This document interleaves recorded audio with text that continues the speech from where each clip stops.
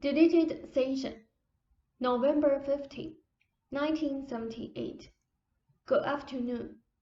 Now, each body is of course individual, and while there must be similarities in the ways bodies utilize substances, still there are differences, and sometimes the differences can be more than considerable. Not only in the case of a given substance in many bodies, for example, but any given body may utilize any given substance in quite diverse fashions, according to varying circumstances. The dietary methods given in the book Rubber Red have indeed worked for many, and for the following reasons. As you suspected, a kind of conversion was attained.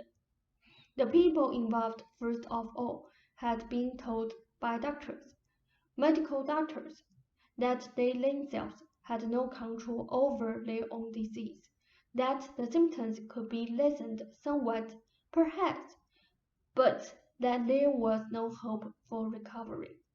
They were frightened and angry, their condition such that they were often in constant pain. When they visited the author, however, he was optimistic and brusque. He said, "You do indeed have control." And his personal manner was such that he convinced them.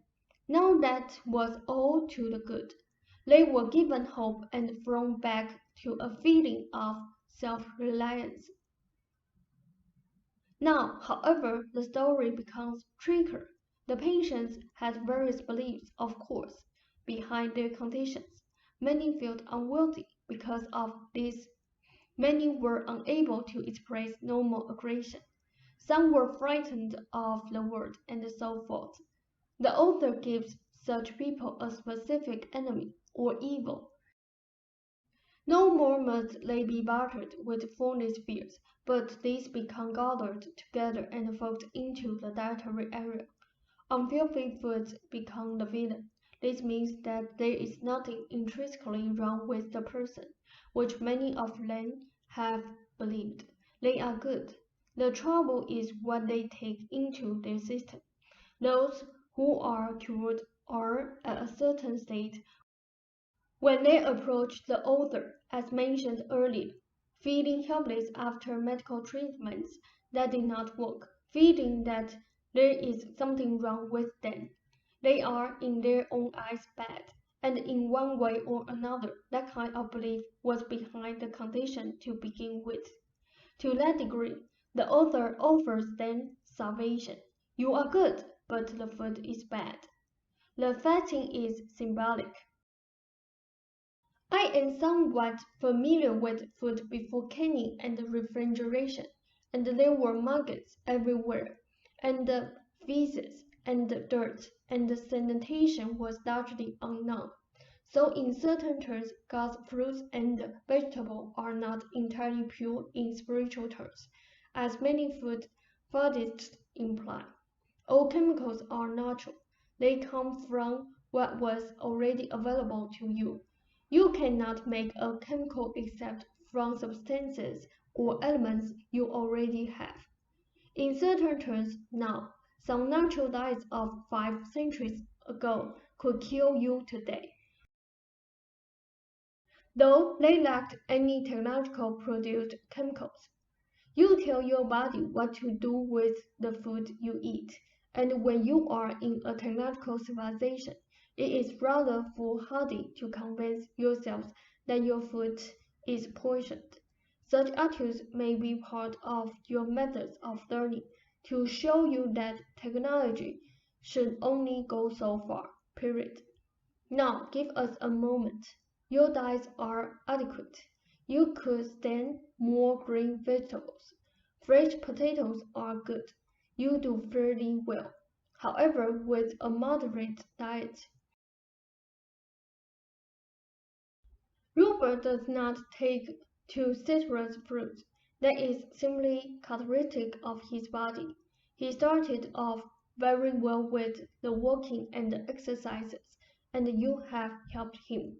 You both hit a period when, for the moment, your work was done, a time of creative regeneration.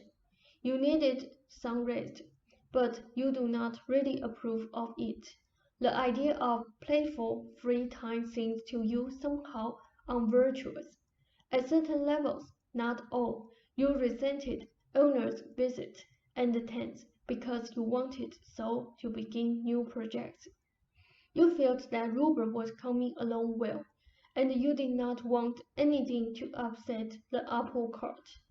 This simply fills out your pendulum material. The difficulty after your dentist visit was partially natural enough, but exaggerated for these reasons, so that the discomfort gave you an acceptable reason for resting, while still being virtuous in your own eyes. Now Rupert is doing well. The sudden easy improvements you noted, however, as with the speed Ram noted in walking, said came with he allowed himself some playful rest, and when he kept his spirits up. The point of power daily was of much benefit. These improvements will continue. He has determined not to backtrack, for example, but both of you must remember that creativity is playful. That is, that you must not try too hard, that you mentally look the other way now and then, and not watch the pot boil all of the time. That Rupert writes something, anything, as a creative, playful exercise daily, without caring whether or not it will develop into a book. You forget many of the things I have told you, or you ignore them.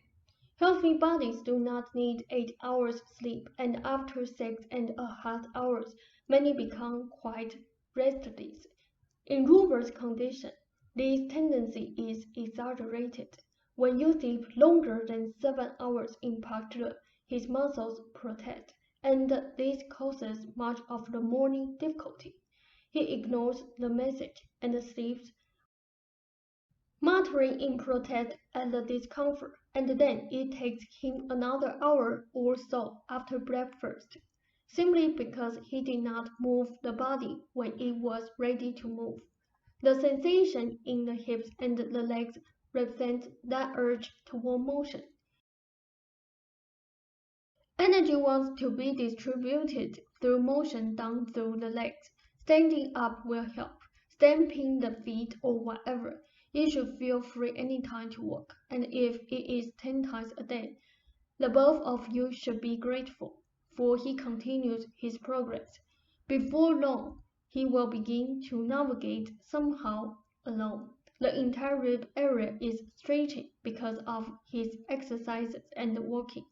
The discomfort there will gradually pass, as indeed other symptoms have since he began his walking. Standing by the breezeway table, leaning on it, is excellent, though this should be gently done at first. The point of power should be continued. The companionship of proofreading will help you both if you do it together. You become anxious and breathe quicker than through the mouth, as you become worried about your teeth, and the habit causes the difficulty in your mouth. Unless you have questions, that is the end of the session. Ram noted, both of us dreamed about the world last night. We saw the third episode on TV. I simply wondered if Seth had any comments. The World by Irving Wallace is a book on the discovery of an unknown gospel by the brother of Christ, James the Just. It's a powerful story, although evidently written by Wallace in the contemporary genre of popular fiction these days. She said, I have nothing to say, though you may note that we are having an early session, so that you can watch the program if you want to. For you both, it has implications about the distortions of religion in its organized format and other implications that will come to your minds. End of session. Rob noted, I thought it rather humorous now when Jane denied having the session early so that we would be free to watch the last episode of The World.